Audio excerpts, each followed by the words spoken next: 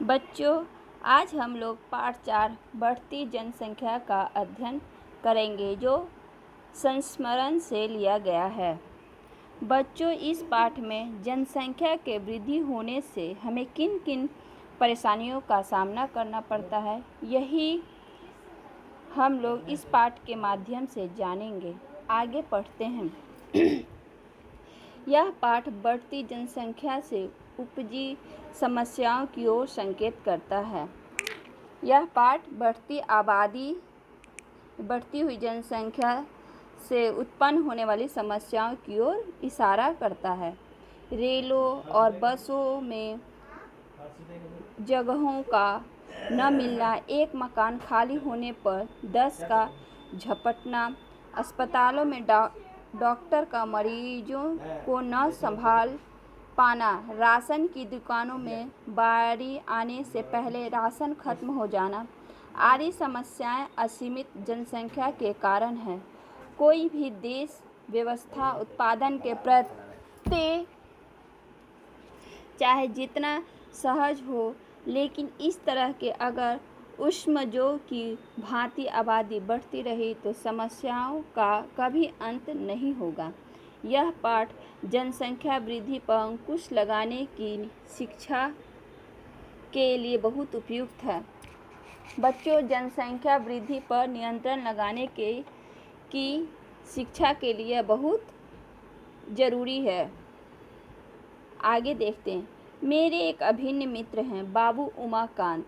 यहाँ लेखक और उनके मित्र के बारे में दिया गया है।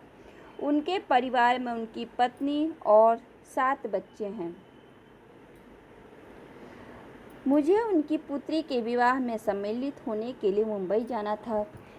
लेखक को अपने मित्र की बेटी के शादी में शामिल होने के लिए कहाँ जाना था? मुंबई जाना था। 1 महीने पहले टिकट का आरक्षण करवाने के लिए रेलवे स्टेशन गया तो ज्ञात हुआ कि किसी भी गाड़ी में स्थान नहीं है। 1 महीने पहले वह रेलवे में अपना सीट आरक्षण करवाने के लिए रेलवे स्टेशन गए तो उनको पता चला कि किसी भी गाड़ी में स्थान नहीं है। भीड़ इतनी रहती है कि 2 महीने पहले ही सभी सीट आरक्षित हो जाती है। जाना तो था, अतः बिना आरक्षण के धक्के खाता हुआ गया। अब जाना दम जरूरी था उसको अपने मित्र की बेटी की शादी में, इसलिए वह भीड़ में ही बिना सीट आरक्षण के ही गाड़ी में गया। गाड़ी में यात्री बुरी तरह से ठुसे हुए थे। बहुत बुरी तरह से गाड़ी में यात्री भरे हुए थे। मुंबई स्टेशन पर मित्र का बड़ा लड़का मुझसे मिलने आया हुआ था। उसका उतरा चेहरा देखकर मैं पूछ बैठा। मुंबई स्टेशन पर मित्र का बड़ा लड़का उन्हें लेने गया था, लेकिन उसका उदास चेहरा देखकर पूछ बैठा, क्या दफ्तर से सीधे आ रहे हो? उसके फीके स्वर से उत्तर दिया। उसने उदास यानी शांत चेहरा से आवाज़ से उत्तर दिया, कैसा दफ्तर? 3 साल से नौकरी के लिए धक्के खा रहा हूँ। 3 साल से नौकरी के लिए भटक रहा हूँ। सब जगह लंबी लाइन है। रोजगार कार्यालयों में लाखों बेरोजगार भटक रहे हैं। रोजगार कार्यालयों में लाखों लोग बेरोजगार के लिए भटक रहे हैं इधर उधर।